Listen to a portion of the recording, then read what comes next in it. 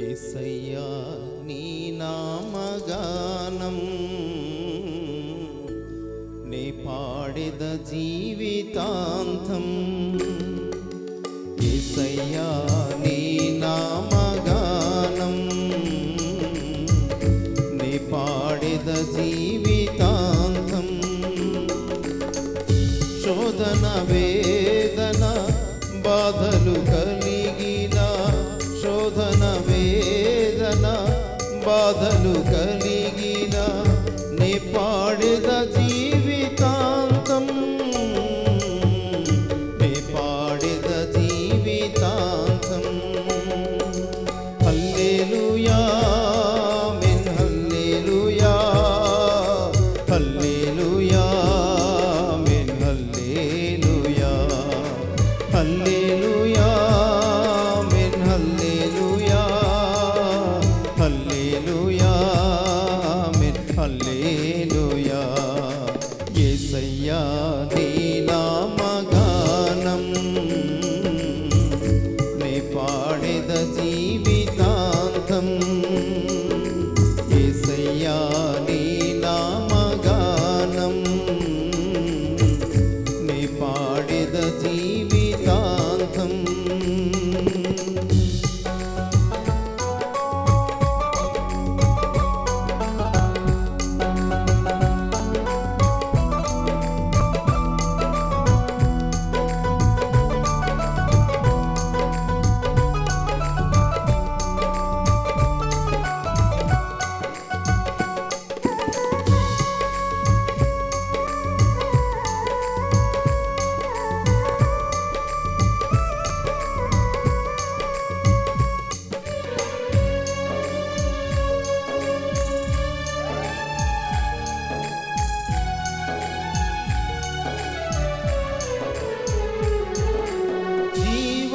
జీవాధిపతివైన దేవా నిత్య జీవము నాకొసగినావా.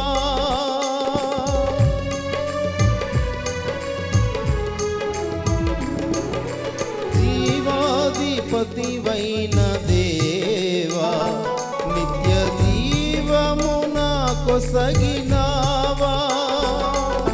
జీవజలమై జీవాహారముగా పరముని విడచినావా.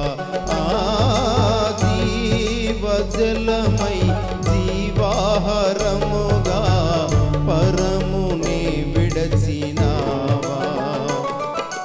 హల్లెలూయా ఆమేన్ హల్లెలూయా హల్లెలూయా ఆమేన్ హల్లెలూయా హల్లెలూయా ఆమేన్ హల్లెలూయా హల్లెలూయా ఆమేన్ హల్లెలూయా. యేసయ్యా నీ నామగానం నే పాడెద జీవితాంతం. యేసయ్యా నీ నామగానం నే పాడెద జీవితాంతం.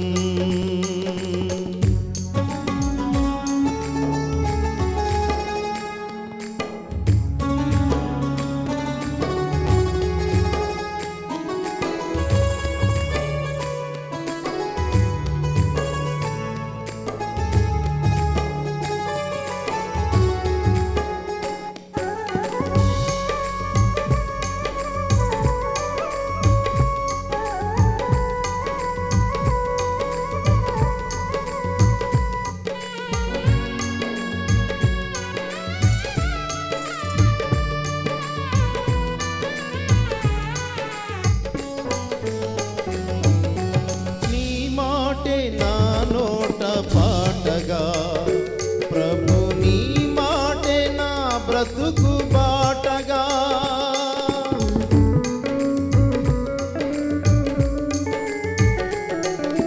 నీ మాటే నా నోట పాటగా ప్రభు నీ మాటే నా బ్రతుకు బాటగా. ప్రకటింతునయ్యా నీ సిలువ వార్త ప్రాణమున్నంత వరకు. ప్రకటింతునయ్యా నీ సిలువ వార్త ప్రాణమున్నంత వరకు. హల్లెలూయా ఆమేన్ హల్లెలూయా హల్లెలూయా ఆమేన్ హల్లెలూయా హల్లెలూయా ఆమేన్ హల్లెలూయా హల్లెలూయా ఆమేన్ హల్లెలూయా. యేసయ్యా నీ నామగానం నే పాడెద జీవితాంతం. యేసయ్యా నీ నామగానం నే పాడెద జీవితాంతం. శోధన వేదన బాధలు కలిగిన, శోధన వేదన బాధలు కలిగిన నే పాడెద జీవితాంతం. నే పాడెద జీవితాంతం. హల్లెలూయా ఆమేన్ హల్లెలూయా హల్లెలూయా ఆమేన్ హల్లెలూయా హల్లెలూయా ఆమేన్ హల్లెలూయా హల్లెలూయా ఆమేన్ హల్లెలూయా. యేసయ్యా నీ నామగానం నే పాడెద జీవితాంతం. యేసయ్యా నీ నామగానం నే పాడెద జీవితాంతం. యెషయా రాసిన గ్రంథం 11వ అధ్యాయం 3-4 వాక్యాలు చదువుతాం. యెహోవా భయము అతనికి ఇంపైన సువాసనగా ఉండును. కంటి చూపును బట్టి అతడు తీర్పు తీర్చడు, తాను వినుదానిని బట్టి విమర్శ చేయడు. నీతిని బట్టి బేదలకు తీర్పు తీర్చును. భూనివాసులలో దీనులైన వారికి యథార్థముగా విమర్శ చేయును. తన వాగ్దండము చేత లోకమును కొట్టును, తన పెదవుల ఊపిరి చేత దుష్టులను చంపును. ఇది కలిపి రాయడం వలన ఇది పెద్దదైంది. మనం ఈ రోజున ఇందులో ఒక మాట గురించే మనం చదువుకుని ప్రార్థన చేసుకుందాం. మనం నిన్న గుడ్ ఫ్రైడే, ఆయన క్రొత్త నిబంధనకు మధ్యవర్తి అని, ఆయన రక్తము యొక్క శ్రేష్టమైన పలుకు, హేబెలు రక్తము కంటే మరి శ్రేష్టంగా పలికే రక్తం దగ్గరకు మనం వచ్చామని మనం చదువుకున్నాం. ఆయన మధ్యవర్తి అయ్యాడని దాని గురించి మనం కొంతగా చదివాం. మనందరము ఆయన నుండే ఉద్భవించాం కాబట్టి ఎవరి నుండి మనము వచ్చామో ఆయనే మన రక్షణ కొరకు కావలసినంతటిని మనల్ని శుద్ధీకరించి మన అంతరంగములో చొచ్చిన, అంటే ఒకసారి ఆ వాక్యం కూడా చూద్దాం ఇప్పుడే. సామెతల గ్రంథం 20వ అధ్యాయం. గాయములు చేయు దెబ్బలు అంతరంగములలో చొచ్చి దేనిని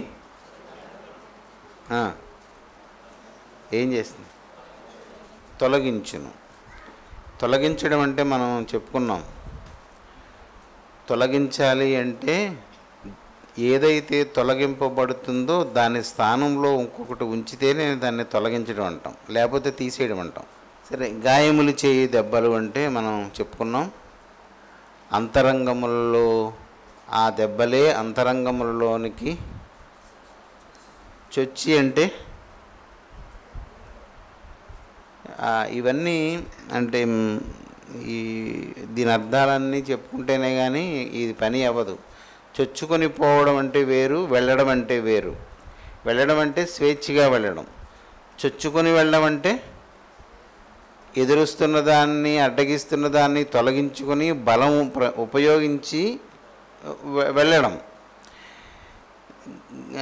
గాయములు చేసే దెబ్బలు అయితేనే ఆ దెబ్బలకే ఆ చొచ్చుకొని పోయే శక్తి ఉంటుంది. ఎక్కడికి చొచ్చుకొని పోతుంది అది? అంతరంగములలోనికి. అంతరంగములు అంటే మనం చెప్పుకున్నాం, జ్ఞానేంద్రియాలు 5 ఉంటాయి బయటకి, అవి బాహ్యేంద్రియాలు. వాటి జ్ఞానం వలన ఏర్పడినటువంటి స్మృతి లేదా స్పృహ లేదా రుచి, వాసన, ఇవన్నీ అంతరంగములలో. దేని రంగము? కంటి రంగము. కంటి యొక్క అంతరంగము ఒకటి ఉంటుంది. ఆఘ్రానించడం, వాసన వలన, వాసన వేరు, ఆఘ్రానించడం వేరు. అలాగా ఒక స్పర్శ వలన ఉండే అంతరంగం ఒకటి ఉంటుంది. కాబట్టి అక్కడ ఏమని రాశాడు దేవుడు? అంతరంగములలో అని బహువచనాన్ని ఉపయోగించాడు. అంతరంగములలో చొచ్చి చెడుతనాన్ని బయటికి త్రోసివేస్తుంది. ఏవి? గాయములు చేసే దెబ్బలు. అంతరంగముల్లో ఏముంది? చెడుతనం ఉంది.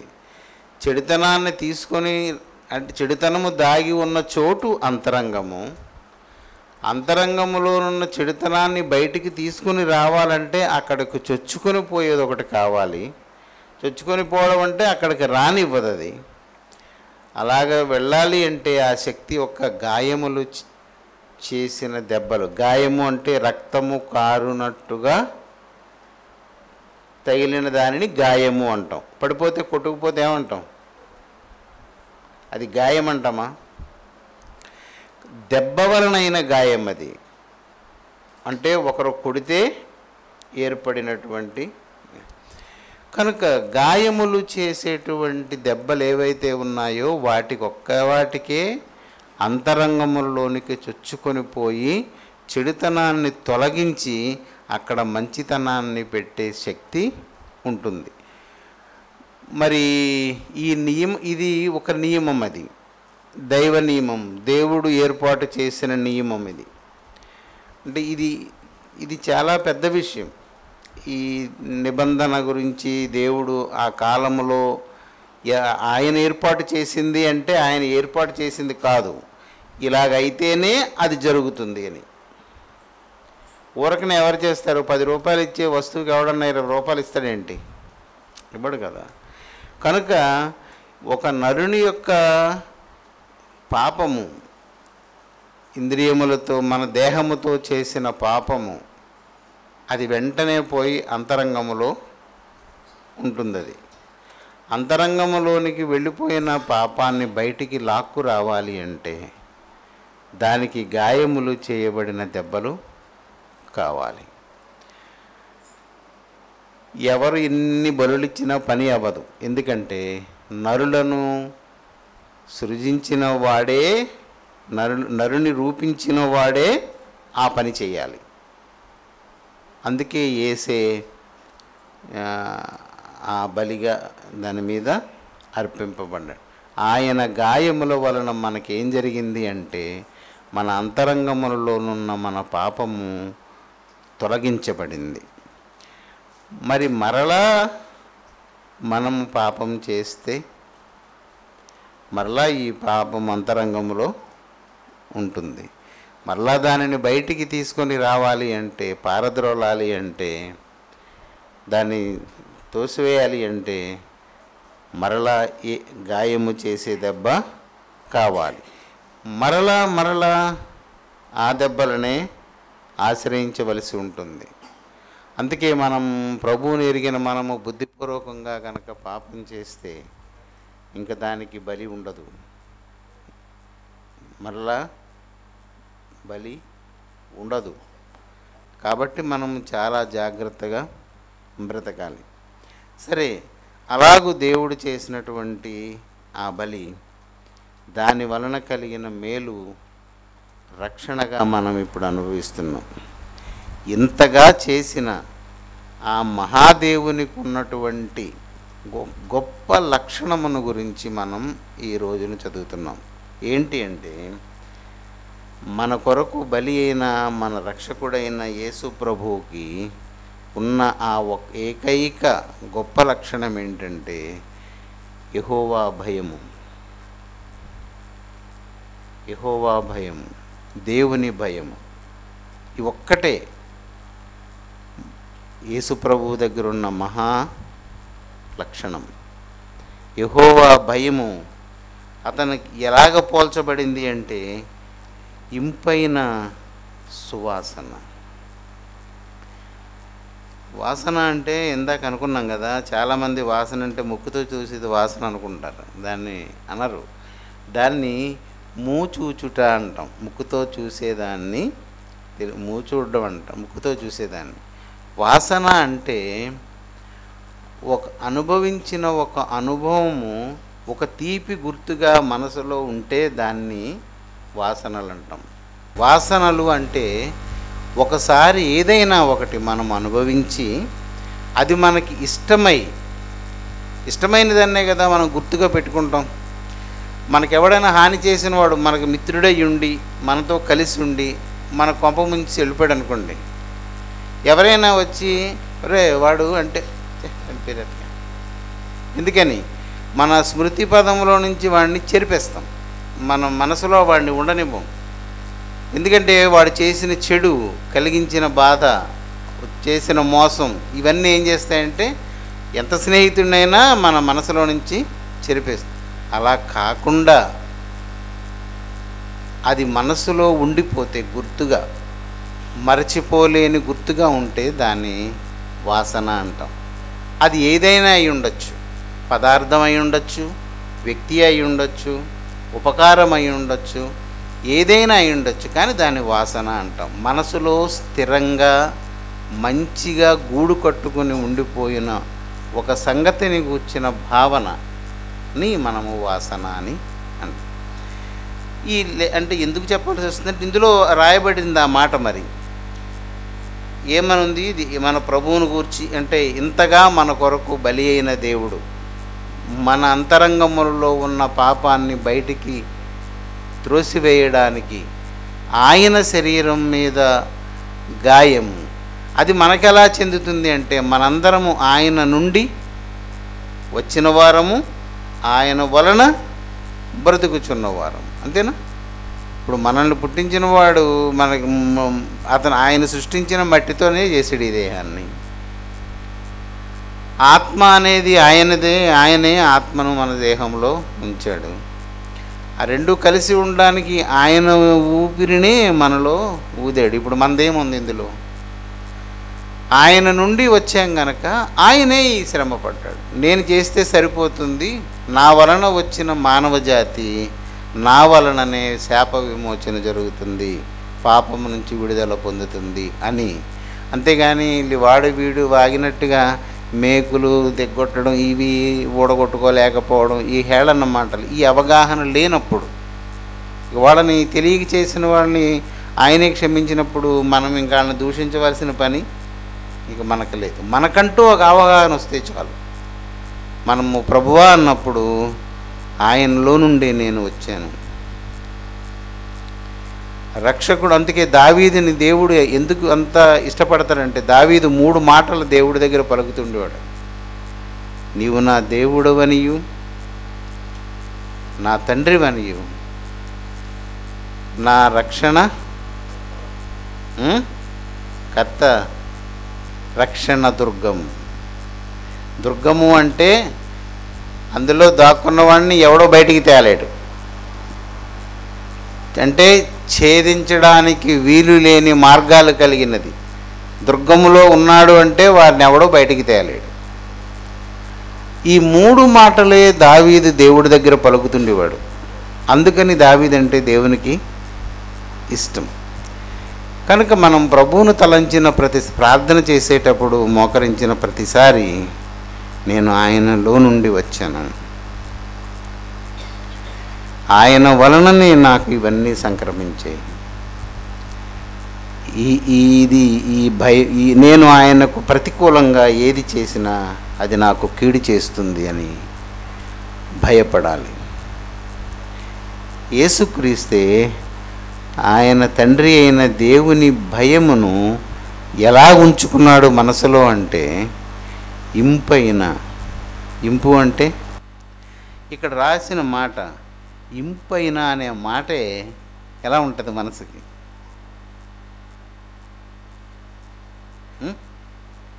ఇంపు అంటే మరచిపోవడానికి ఇష్టము లేని, పదే పదే ఆస్వాదించాలి అనే తృష్ణ పుట్టించేలాగా ఒక ప్రీతి, వదులుకోలేని ఒక అపేక్ష, ఇంపైన. వాసన, విశేషణంలో సువాసన.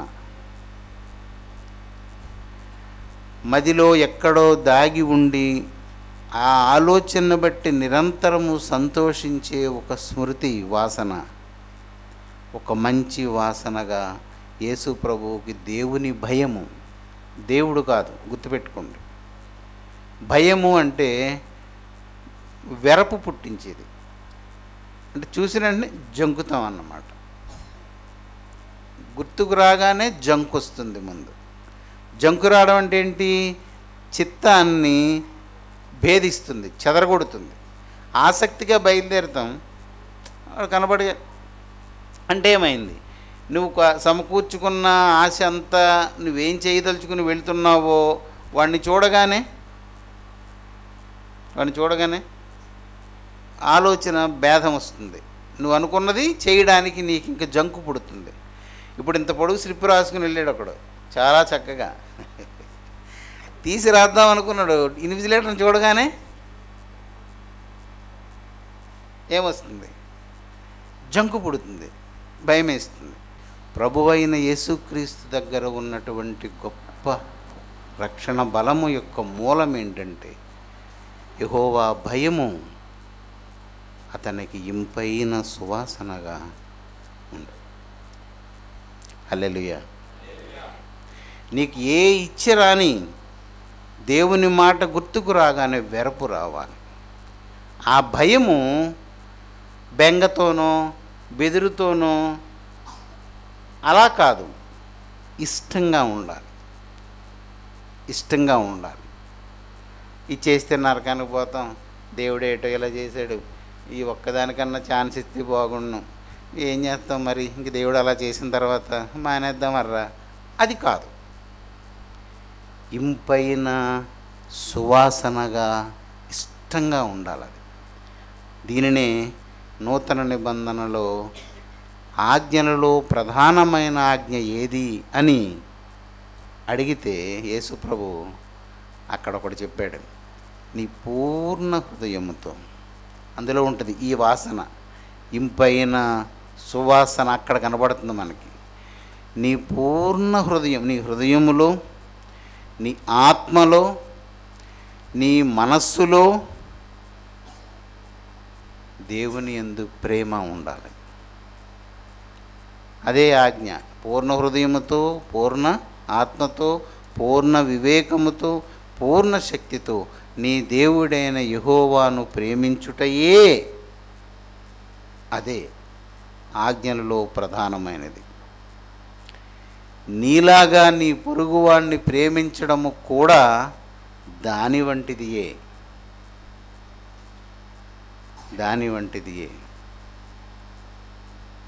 కనుక యేసు ప్రభువు మనల్ని ప్రేమించాడు గనక, ఏం ప్రేమించాడు? నీవు ఎంత దుర్మార్గుడవో, ఎన్ని తప్పులు చేస్తున్నావో, నువ్వు ఎన్ని హత్యలు చేస్తున్నావు, లోకంలో ఎన్ని లేవు ఎన్ని ఇలాంటివి. ప్రభువుని ఎరిగిన వారు సహితము దైవ నియమాన్ని సొంత జ్ఞానంతో ట్యాంపర్ చేసిన వాళ్ళు లేరా? పేదలకు ధర్మం చేసేవాడు కుడి చేతితో ఇచ్చింది ఎడం చేతికి తెలియకుండా చెయ్యండి అంటే మనం ఏం చేస్తాం? ఎవడు మనల్ని పొగుడుతాడో, ఎవరి వలన మనకి తిరిగి మళ్ళీ ఆ సంగీతం వినిపించాలనుకుంటాం, అలా చేస్తాం మనం. వాళ్ళు చాలా దైవజనుడు, చాలా మంచివాడు, ఏదన్నా పేదోడు కనిపిస్తే మా చర్చిలో ఇలా చేసాడు, మా ఇంటికి ఇలాగ వింటుంటే మనకి ఆనందంగా ఉంటుంది. కానీ అది భక్తిహీనత. చేయవలసిన భక్తి స్థాయి కానిది తగ్గించి చేస్తే దాన్ని హీనభక్తి అంటాం. భక్తిహీనుడికి ఒక ప్రమాదం ఉంది. మన బుధవారం నాడు అది పెట్టినట్టున్నారు మనకి. భక్తిని తక్కువ చేస్తే ఏమవుద్దంటే దేవుని మాట లాగా దుష్టుడి మాట వినబడేలాగా చేస్తుంది. ఆ డ్రమ్ముగా సౌండ్ వస్తుంది. సాతాను మాట దేవుని మాటలాగా వినిపిస్తుంది వాడికి. మరి వాడెప్పుడు దేవుని మాట తెలుసుకోగలుగుతాడు? ఇంకా కనుక అందుకే ఇక్కడ ఈ లేఖనంలో మనం ఇంకా అదేమీ లేదు, ఇది ఒక మాటే. యెహోవా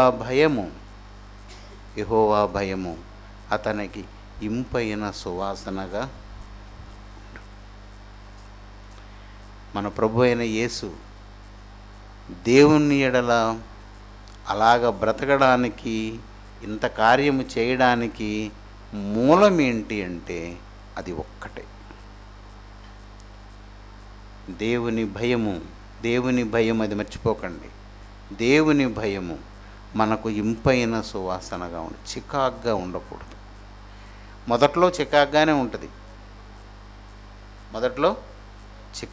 ఉంటుంది. అభ్యాసం చేస్తున్న కొలది, అభ్యాసనం మన వల్ల జరుగుతుంటే అది మనకి ఇంపవుతుంది. అది ఎంతమంది హేళన చేసినా, ఏం చేసినా మనసులో అది ఒక సువాసనగా ఉంటుంది మనకి. అలాగ అనుసరించారు కనుకనే శిలువ మరణాన్నైనా, చర్మాన్ని ఒలిచడమైన, ఈటెలతో పొడవబడిన, రంపములతో కోయబడిన మనసొక్కటి మారిందంటే చాలు. కనుక దేవుడు ఒకసారి మనసుకి మనకి తృప్తినిస్తే అవేవి మనకు, అందుకే సంతుష్టి సహితమైన దైవభక్తి గొప్ప లాభసాధనమని తిమోతికి చెప్పిన మాట. మనము ధనం వలన వచ్చే ఆనందము అది లేకపోతే ఎలాగా? మన పిల్లలు ఏమైపోతారు? ఇన్ని బెంగలతో మనం సతమతమయ్యే బదులు, ప్రభువా సంతృప్తి కలిగిన మనస్సు, నాకున్నదే నాకు చాలు అనే మనసు, దానికోసం ఎవరు ప్రార్థన చేసుకోరు.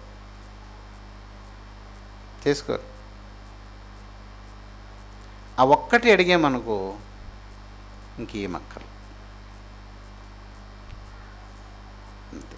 కనుక ఈ ప్రభు అయిన యేసు అభ్యసించినటువంటి ఒక సంఘటన మనం ఈ రాత్రి చదువుకున్నాం. అదేంటి? దేవుని భయము మనకు ఇంపైన సువాసనగా ఉండగలిగితే మనము ఈ లోకాన్ని జయించిన వాళ్ళమే. మరి దాని కొరకే మీరు ప్రార్థన చేసుకోండి. ప్రభు అయిన యేసు మరణాన్ని జయించడం, ఆయన జయించాడు అంటే ఆయన వలననైన వారందరూ జయించినట్టే లెక్క. అలాగూ ఆయన నుండి వచ్చిన మనము కూడా ఆయన వలె మరణమును జయించడానికి చేపట్టవలసిన ఏకైక సాధనము లేదా ఆయుధము ఆయన మాటకు భయపడడం. దేవుని ఆజ్ఞ ఇలా ఉంది కదా, అమ్మో, ఆ వెరపు రావాలి, ఆ భయం రావాలి. దాని కొరకు ప్రార్థన చేసుకుంటే సరిపోతుంది. ఆ లక్షణం అది నీవు కలిగి ఉన్నావు ప్రభువా, ఆ మనస్సు నాకు కూడా ఇవ్వు. ఒక్కటే, ఆ ఒక్క మాటే నువ్వు తీసుకో. అప్పుడు నీ శత్రువుని క్షమించగలుగుతావు, నిన్ను శపించే వారిని దీవించగలుగుతావు, నీకు హాని చేసిన వాళ్ళని సైతం అయ్యో పాపం అనగలుగుతావు. ఇవన్నీ అందులోనే ఉన్నాయి. నీకు శ్రమ కలిగిన ఓర్చుకోగలుగుతావు. ఎందుకంటే నీవెవరవో, ఎక్కడ నుండి వచ్చావో, నీ మూలస్థానం ఏదో నీకు తెలుస్తుంది కనుక. ఆయన భయపడినట్లుగా దేవుని మాట అంటే నీకు ఒక వెరపు పుడుతుంది, భయం బెంగ పుడుతుంది కనుక నువ్వు ఏమీ ఈ లోకంలో తప్పులు చేయలేవు. చేయడానికి నీ మనసు ఉరికినా అది గుర్తుకు రాగానే నువ్వు భయపడి ఆగిపోతావు. ఇందులో మనం 2 ఉదాహరణలు చెప్పుకున్నాం కదా. వెరపు పుట్టిందంటే చాలు, ఇంక చేయలేవు. భయం, దేవుని మాటకు భయపడడం నేర్చుకుంటే మనం ఈ లోకాన్ని గెలిచిన వాళ్ళమే. అలాంటి కృప దేవుడు మనకు అనుగ్రహించునుగాక.